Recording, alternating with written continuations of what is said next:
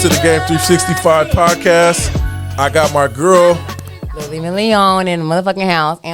Miami Fling. Period. Yeah, Miami Fling. I'm gonna call myself Miami. Ooh. Because like when I don't want people to know my real name, I'm Yeah. just gonna call myself Miami, and I'm gonna download a Google number.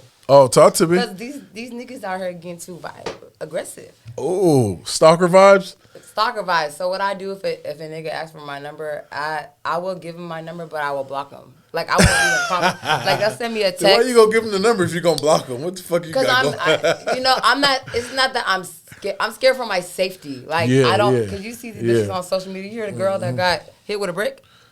Was that real or I heard that was fake? No, she's from New York. Them niggas is deadly out there. But no, a lot of shit happens to females. Oh yeah, she was in the hospital. Yeah. Yeah, so like I rather my safety than just be like, no nigga, I don't fuck with you. I don't think I ever been like that. I just respect that. Or take my social media. Or I'll be like, I have a husband and I'll get the fake rings and put it on. But they don't care though. They still gonna. Oh, they're gonna be on you. If they like you, they like you. Are the niggas in my DM that keep writing me and I don't respond until I respond? Ooh. But how I respond is... So, is it go down the DM with you? Or you be on some old gatekeeper shit? Like, hold on, nah, nigga, I'm not responding. I'm a type, okay, so like me, I'm a lover girl. First of all, I'm a lover girl, okay? So it goes both ways. Like, if I'm feeling you, I pick up on energy. Yeah. I'm going to come, like, what's up? Like, what's up with y'all? Like, like, hey, and usually it goes good. You know what I'm saying? But if a nigga come in my DM and I know what he be off, I be like, oh, okay. Some niggas be straight up like, hey, what's up? I'm trying to find out, like, I want to fuck or something. Yeah. Like, let's do it. Like, we're grown. Like, they jumping off the gym at the top. They ain't even think about it. If I'm single, I'm single. Like, okay, I'm not saying I'm fucking all these niggas out here. Yeah. I know what you're saying. But I have to really get to, like, your energy gotta fit. Yeah. You know what I'm saying? But if it don't, you can be a fine ass nigga and you just like have no personality and you don't even turn me on. So let's rewind just for a second though. Where are you from? I mean, like, people want to know because Miami Fling and everything you got going on just business wise has been ingrained in the city of Seattle for so long. And motherfuckers might not even realize that, you know what I'm saying, you've been behind all the major artists, parties, events, things going on in Seattle that, keeps this city shaking. So tell us a little bit about, just how you got into that, part of your career, your life, and start wherever you want to start at. Okay. I was originally born in New York, Johnson City. I came over here when I was 10 years old. Oh, wow. So I'm from the West Coast. Like, it's my area right here. But Atlanta adopted me, you know what I'm saying? And I'm well-traveled. Like, I be traveling all over the world and stuff, been with artists and stuff like that. That's what's Miami Fling, how it came up about me and she used to be my former friend, ex-friend. Now we're friends still. But she was more of, like, the contracts and all the stuff we put together. Okay. So our first party we had was a foreign car party in Bellevue with all the Lamborghinis, it was like a hood fair. Was it all the rentals though? Was it niggas with their own shit or they was renting them and pulling up? It was rent. Well, it was no. I don't know about the people that pulled up with the foreigners, but I know there was foreigners in the warehouse. Yeah. Okay. Yeah, so we had the DJ popping. We had some Wingstop catered. We got the Hennessy, all the stuff. We had all the everything. That's what's up. It was a lit party, so that's where it took off to Miami Fling. That was like our first party. And then, I've been doing parties since I was like 16. First, I sold tickets. Oh. That's what I was really doing. I was going to the hood, giving them to my cousin. Like, hey, if you sell all these, I'll give you $2 off each ticket. Yeah. I made, I made my profit too or whatever. But he would just sell them like in a week and then come back with the money. And I'd be like, damn, you gonna work for me or something? What's up? So people start hearing about it. LaFonte Joe was the first. Shout out to LaFonte Joe in Spokane. He do all the events. Every concert you see, he do it. So he put me on. We first did, I think it was Dirk. Yeah, Little Dirk. When Little Dirk came out here. And I wasn't really a fan of Little Dirk. I'm not gonna lie to you. Where did he come to? Where was this at? China Harbor. This is like okay, old school. Years ago, all the Mexicans came out. Like, I swear to his majority fan were Mexicans. I was like, damn, y'all come us out here. What's going on? But when I did that, so okay, when I was like 16, I used to work at UPS, right? So I used to work at UPS. And, I'm on Twitter. I'm talking shit. I'm on Twitter. You always been talking shit. Yeah, I was talking shit. Like, I be talking shit, but it's in a funny way. Like, I think people be think I'm mad and shit. No, I be really laughing and trolling myself. Some guy DM me from Oregon. Never met this guy in my fucking life. He go to college, Oregon State University. Yeah. He like, hey, what's up? Oh, okay, so I heard about you. He say, like, you sell tickets? And I was like, yeah, why? He's like, I got Nipsey coming out to it's a place in Fremont. Where they throw the concerts at. Oh, okay. Rest in peace, Nip. Yeah, rest in peace, Nip. I was like, oh, okay, cool. But the thing is, I love Nip, but I wasn't like, whatever. Yeah. So I was like, yeah, whatever. He's like, I'm gonna send you 200 tickets. Mind you, this nigga, he don't even know me, okay? Mind you, he don't know me. I said, hey, mail it to the UPS or whatever, blah, blah, blah. I got you. So it was like a month later. He came to Seattle. I met up with him. He's like, damn, you're filthy, but one thing I asked him was, I want to meet Nipsey and I want to meet his manager. He was like, I got you. Make sure it's official. Yeah, so he's like, come on, we're going to go back there. I was like, damn, okay. I was like, oh my God. Okay. Now, when I be doing that, it just all be inside of me. I don't really be saying that loud. Yeah. So I go to him, he was like, what's up, ma? What's up? Like, what's up? I was like, hey, what's up? Boom, boom, boom, picture. And then I met his DJ, the white boy. Sorry, VIP. Shout out to VIP. I love you. He came, and it was official. After that, I think more people, I started throwing parties. People wanted to collab with me. I was hosting parties, and I wasn't even talking on the mic. You was just doing your thing from just a promoter, just marketing. Yeah. Wow. And I was like, okay. And then my next one, what was it? Oh, YG. So Papa Black, shout out to my brother, Papa Black. Shout out 1K, man, Papa Black. So actually, after I saw the Nipsey, I get a phone call one day, and I'm in the house. I'm like, he's like, so it's a deep voice, and I'm like, who's calling my phone? He's like, are you Lily? And I'm like, yeah. He's like, I'm like, who's this? Yeah. He's like, it's Papa Black. He's like, I heard you sell tickets. Mind you, so I never met him in my life, right? Never. I'm like, I'm over here terrified. I'm like, he about to pull up and give me the tickets. Yeah. We gonna meet. We met in on Pack Highway, in between the Walgreens. And I came with my cousin, and I was like, girl, I don't know, like this. So how he met me, he was kind of like, when you first meet him, he's scary. I'm like, is he gonna get me or something? Like, if I don't sell these tickets, he's like, yeah, you better have these tickets. The promoter. I'm like, okay, I'm gonna have your money and all that stuff like that. Then when I eventually got to meet him, he's a loving, caring guy. Like, good guy. Still my brother to this day. And then he start like, oh yeah, you're top seller, promote ticket. You're gonna sell all my tickets for all my parties. So I was working under him. We did a lot of stuff. Like, I did a video shoot, Mansion with Coco Bangs and him. I had to get 30 girls all together at 6 in the morning. Ooh, so you was hustling and bustling about it. Had to get a mansion, my friend's mansion. I think it burned down. I don't know. Ooh. But we in there doing makeup. I'm telling all the girls, get dressed. I don't want to hear your mouth. Yes, you're pretty. Don't ask me 30 times because I don't give a fuck. Did you have strippers, hoes, or 304s in there? I had the 304s, the strippers. Now I think they do OnlyFans now. I don't shout out to my hoes. Get that? One of them. Shout out to the real ones though, man. The ones that's handle their business the right way. Yeah, one of them turned holy though. Like, shout out to her. She turned baddie. Like a nun, holy like that? No, like church. She preaching like I. God bless her. God bless her. You know what I'm saying? Don't let the game stress her. Yeah. But it was like a lot of girls, and I have my assistant with Naomi. Shout out to Naomi. Shout out Naomi. She would talk to the girls because I can talk to people, but if it's a bunch of females, I need her to shut. You got a short fuse? It's not got a short fuse. It's like if you keep coming to me saying, "Am I pretty? Does it look cute?" I'm at the type. I'm like, wear whatever you want, but look bad. If I tell you in the criteria and I send it to you, look bad, do your makeup, wear black. I'm gonna tell you if it don't look cute. I'm like, oh no, you gotta change. But I've never had a problem with that because they're baddies. They come out and they. So you could have been the Seattle Jocelyn Hernandez or what? I mean, I don't want to portray like a lot of people thought I was what's the madam word? Madam. Yeah, I was like, no. This is what I do. I open the gates. And then they gotta run and reach for themselves. I always been like that. Like, if I open the gates for you, go ahead, do your thing. You throw the alley hoop. I do. And if I got a friend I know that's a baller or rich or something like that. See, got some, I'm gonna introduce you. Yeah, yeah. I'm gonna introduce you because I don't gatekeep. I don't gatekeep. So now, if you get the bag, pregnant, or married, that's on you. I'm just a millionaire matchmaker.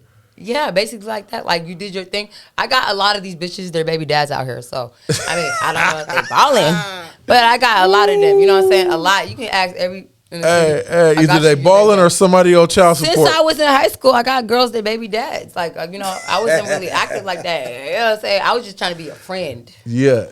I'm genuine like that. That's like, what's up. If people want help, So with that being said, that you've been introduced into the party scene and the promoting scene and marketing and doing your thing with 1K and everybody. Yeah. How did that really affect your relationship going forward with everybody? Because now I see within that and then outside of that, you got your own thing going on and you're doing good for the city. You guys throw parties, you guys throw events, you got everybody coming out. Everybody talks about Miami Fling and whoever else she's associated with. So relationship wise, like I talk about it. Okay. So this is one thing about me. The energy's not right. You're my friend. You can be my friend for 20 years. And you say something how you feel about me, I don't want you around me. Because that thing is, you're a friend of me at the end of the day. Yeah. You're a friend of me, and you always resented me. So then that means you can't be around me. I'm not beefing with you, but when I see you, it's all love. Hey, what's up? You can't be around my circle. You can't eat with me. You can't do none of that with me. So even when I had Miami Fling, I looked at a lot of people, my brother, even some of my brothers or my sisters, they would be like. It would be a dry, like if I say like some good news about me, it would just be a dry hating and shit. Next subject, and I felt it in the room. It's not reciprocated. I'm like, damn, I've been helping you niggas for years. I've been helping you bitches for years, like you guys, But when I really moved to Atlanta and, it took me years, 16 to 28, when I went over there to go manage Geisha Day on 10/17, it took me years. It wasn't just overnight. So when I came back to Seattle 2 years prior, when, I fell on my head. My vision was a little fucked up. I was trying to get my health back right. Yeah. I got a lot of hate. It wasn't a lot of open hugs and welcomes. But when I did shit for you bitches, you know what I'm saying, took you back, whatever you needed help with, I got you. Yeah. But how I was raised by my mom and dad, like, I'm always going to talk shit. But I know not to be, like, petty, like, okay, well, just because she don't fuck with me, I'm going to go fight her or do this. Yeah. I never been the type to, I'm going to whoop her ass. I might slap you, but that's it. And if it goes further to the escalation, you know what I'm saying? I'm going to keep it professional all the time. I'm going to keep it professional all the time. I already know. But now my shirt game is cold. So my shirt game is so cold. Like the Heisman Trophy? Yeah. And then like when people talk shit, talk shit like, oh, she thinks she's better than everybody.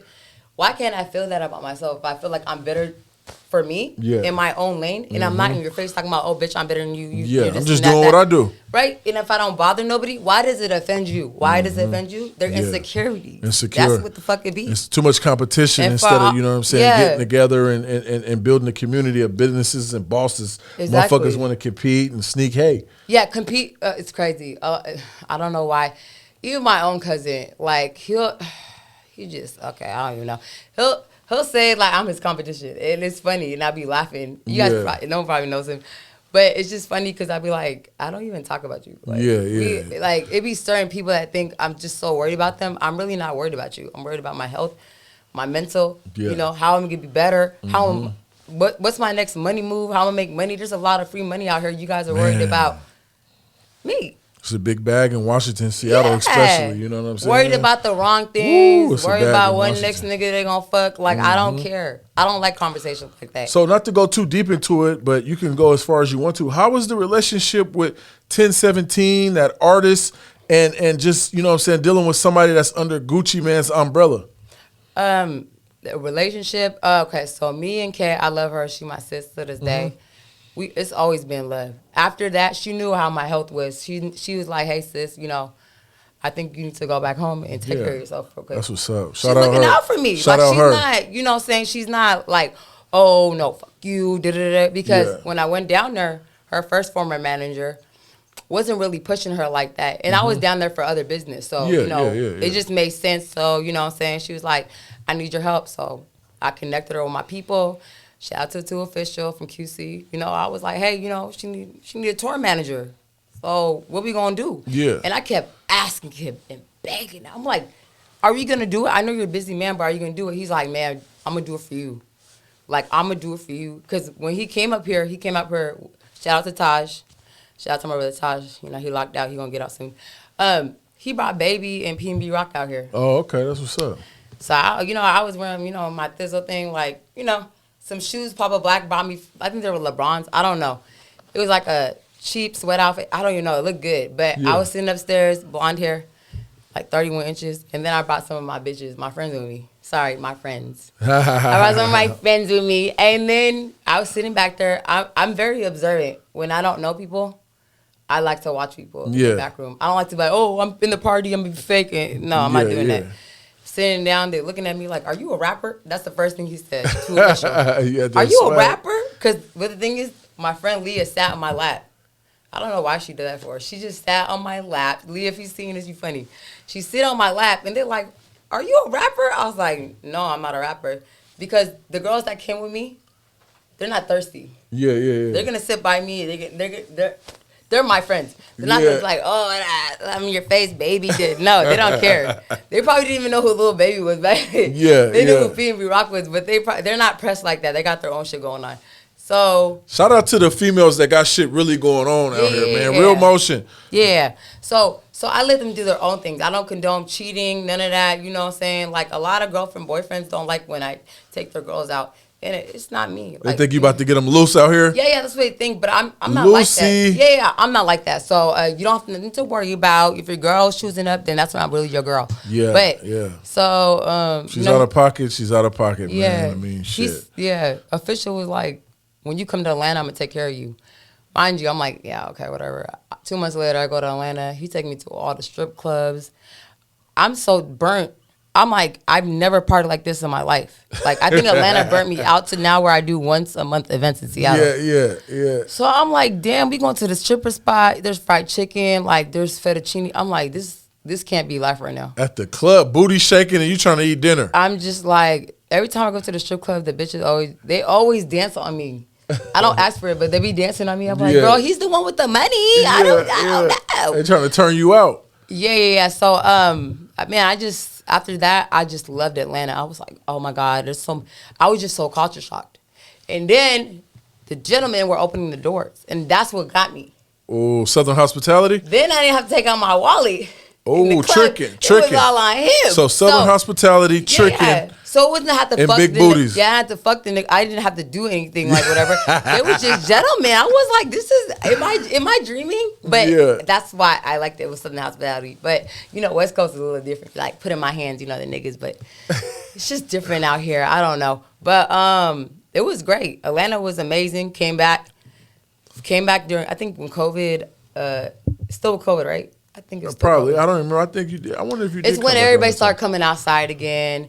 That's when I didn't have a lot of friends. I was going through my vision shit. Like, but now I got like 3 solid friends that I be around. Because I don't need a lot of people to be around, material things. Like, people. Fake friends and people that don't really support you. Social media is a cap. Oh, man. It's the gift and the curse. They a cap. It's like, the gift a and dead the ass. curse. Like, I hate niggas that be like, oh, I got all this money. Like, okay, cash at me. I'm going to offend you. Ooh. Cash at me. But now, we You about quiet. to call a nigga's bluff? We quiet now? Okay, exactly.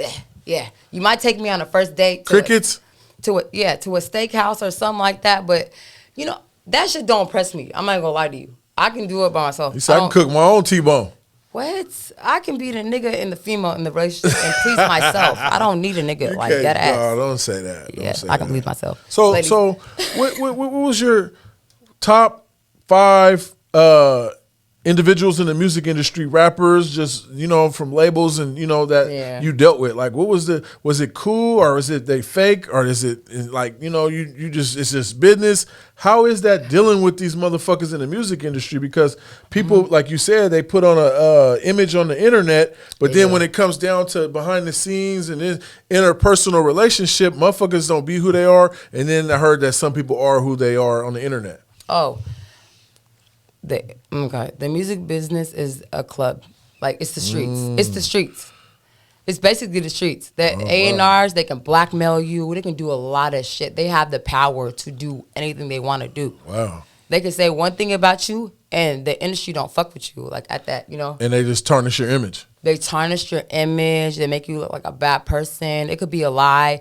If you don't do the things they say you do, like dress this way, or if you don't dress this way, you're done. Like, you know what I'm saying? Follow what I'm saying. Change your music, change your style. They're basically trying to change you in a way. All the artists I work with, like, and that I know, like, no cap, he's hella cool as fuck. He's just a little antisocial. I mean, a lot of rappers are antisocial, but you think because they be high or what? They go through trauma. A lot of artists are trauma artists. Like, they go through shit, so they experience shit, and then in the industry they experience shit too. So, and a lot of them live the street life. Gucci Mane. So I'm not even gonna lie to you. When I first met Gucci Mane, I was sitting in a room. He didn't say hi to me at first. I wasn't offended. I was like, oh, he's a boss nigga. Like, I'll do the same thing too. Anyways, second day, he knew me. He was like, oh, you're Lily Million. You're K-Shade's manager. I'm inside screaming. I'm like, yes, Gucci, I am. And the first thing he asked me was, do you want to smoke? I was like, I quit that day. So I was like, fuck, I'm in Miami. This nigga asked me, like, he gave me a glass point. He's like, I smoke it. So I'm talking shit. I'm like, in my head, I'm talking shit. I'm like, this shit is nasty. This is Miami. But you wanted to stay, you know what I'm saying, a part of what's going on. Oh, my God. When I tell you I got so high, he offered the second one. I said, no. He's like, you want to go outside? You need to go outside? I was like, yeah. I missed the whole video shoot. Key Glock walked in. Like, he knows one of my former friends. Yeah. I texted her. I said, your friend's in here. She's like, go up to him. I said, I'm not going up to him. He's sitting by Gucci. I'm not doing that. And then he comes to me. He goes, oh, we snitching? I was like, what? What are you talking about? I seen him prior before in Atlanta. Yeah. But I started laughing. I said, no, you're crazy. But it was fun. I met a lot of people, like, in the at Patchwork in Atlanta. That studio, that's where they usually, that's their headquarters. That's where they usually So is it record. a lot of, like, rooms and shit in there with hella studios? Man, Tobin was in there one time. Who else was in there? Mulatto. I actually said hi. I know her manager, her ex-manager, Brandon. Shout out to him. But he came in the room, you know what I'm saying? I hugged. She gave me a hug, actually. I was sitting down. I didn't feel too well.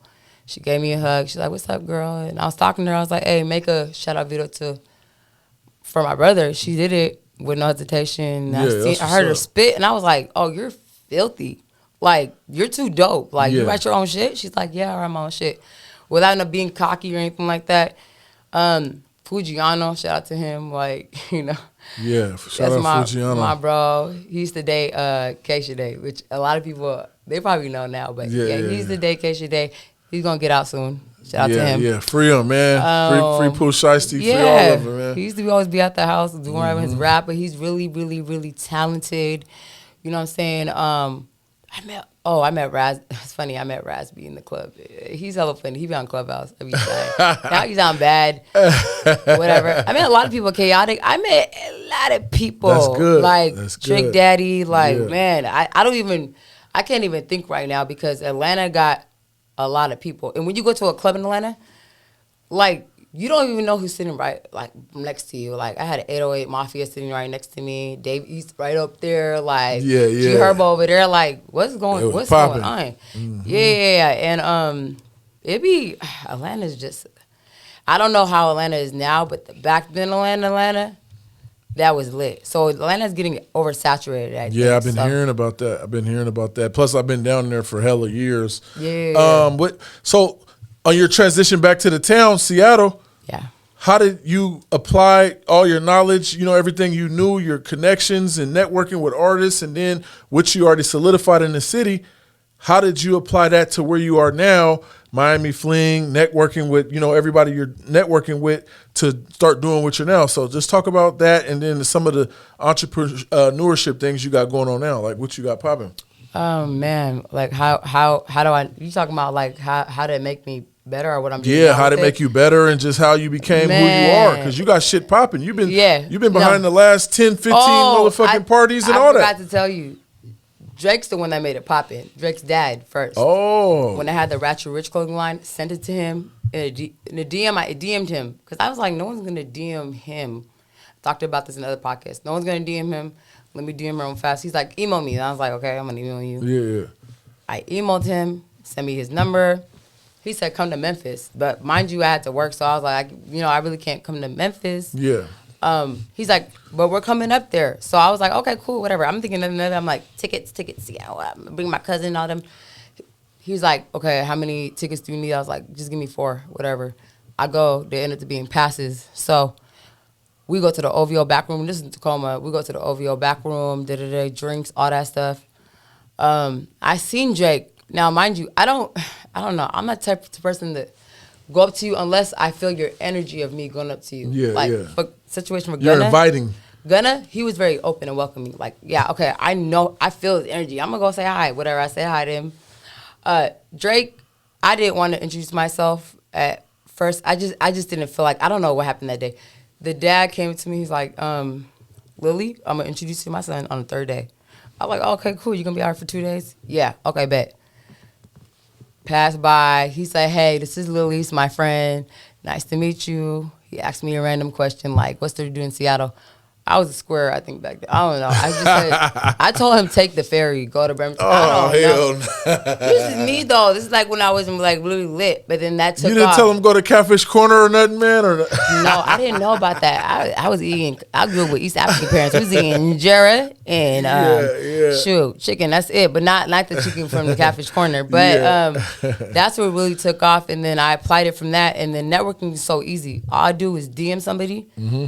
Hey, I know I got something you want, and I got something you need or whatever, or in return. Yeah. Let's help each other out. Like, so if an artist is coming to Seattle, like if someone try to gatekeep, you can't gatekeep me. I just know too many people that I can get around it. You know what I'm saying? So like when I had a former situation, I know this girl, but anyways, she was basically like, you got to go through me. I was like, like that's her energy. I said, okay, have a good day. That's all I said. Just have a good day. Oh, she was trying to regulate how you get down. Next day, I have homeboys. I hit them up. I say, hey, send me, the artist's information. Send me the manager's number. I texted him. I said, hey, I need 2 passes for tonight. I'm trying to go to a concert. He's like, cool. I'm going to put you down on the list. But people are, they get offended with your presence or offended with what you do and stuff like that. And they're like, how'd she do that? Oh my God, like she keep that, because I'm going to always keep doing that. Like, you're not going to stop my blessings. You're not going to do that to me. You know what I'm saying? So I just take it as I be laughing. I just laugh. Everything's funny to me. But you're doing something positive. You're doing something good. You're keeping, the culture and the city together. And, you and your team, you guys been throwing some wonderful popping ass parties. Yeah. Regular events, after parties, you know what I'm saying? Bringing the city out. You guys got classic moments. Yeah. So from now on, what I'm doing now, it won't be regular parties. At the end of the year, I'm going to start this. It's going to be once a month. I'm going to first of the month, bring an artist out. So what I'm going to do is going to be like a party, but an artist is going to come out every month. Oh. Like I've been doing the regular parties, but we're going to start doing stuff like that first of the month, like how they used to have a stage and stuff like that. Yeah. So I'm not going to do no more collabs no more. I'm not doing no more. I feel like I work with everybody in the city, or I've reached out to people. Because this is the thing, my thing. People like to kiss ass. Yeah. I'm not one of those. Mm-hmm. Like, I'm not one of those. So how I see it is like, if I reach out to you and then now you see me doing something that you like and you reached out to me, now I got to play it as like, I'm good. I got it. Type shit. Yeah. I don't got beef with you, but I'm good. I feel like, it's whatever. I'm not going to explain the situation, but I'm like, hey, I reached out to you previously in the past, and, sorry, I'm not doing no more collabs. Basically like that. That's what I'm saying. Okay. Well, that's a good thing. So, last question, what I'm saying, just from a woman's perspective, female's perspective, a boss female's perspective that's been moving and shaking, what's your definition of game? Like, what do you feel from your perspective? What is G.A.M.E? What is game to you? Game is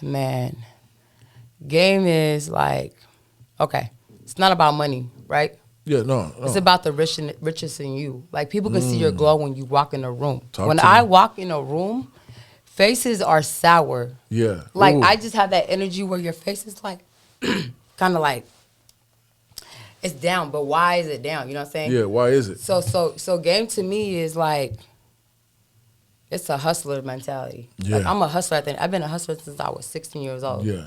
You know what I'm saying? So I take everything that I got, scoop it all up, put it in a bowl, and I make whatever I need to make out of it. Yeah, yeah. You utilize it to however it fits your life and what you got going on. Yeah, so G.A.M.E is like knowledge plus that, and I'm a team player too. And what people don't know, you can't do everything by yourself. You got to have team players, teammates. Facts. You got the teammates, you be the playmates. You know what I'm saying? Talk. So it's like if you got a team with you and stop being a gatekeeper, you'll actually win. And I had to learn that the hard way. At first, I didn't, but now, you know what I'm saying? I'm good. I got a great team. Shout out to Miami Fling. Miami Fling going up, man. Yeah. Yeah, man. You're going to see more of us, y'all. Appreciate you coming through. Mwah. Game 365 podcast. One love. Yeah. That was a great podcast. I like it. And it's that's urgent.